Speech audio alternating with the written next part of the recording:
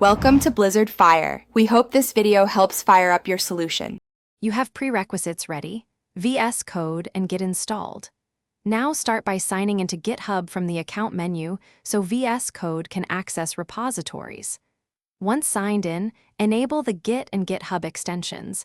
They provide the UI and authentication flows you need. Open a project folder or use command palette to clone. This first step links your local workspace to GitHub and creates the secure token exchange, so commits and pushes work without repeated. You should now clone or open your repository inside Vscode.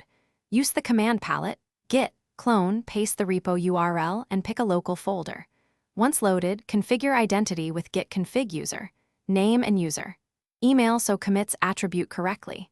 Make edits, then use the source control view to stage files, stage selectively to keep changes logical. Commit with a concise message, because clear commits make reviews and rollback simple. Push to the default branch when ready. Once commits are local, push them using the toolbar or command palette so GitHub receives your changes.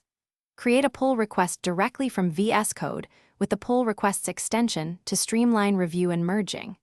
Make sure branch names and commit messages follow the repo conventions to avoid conflicts.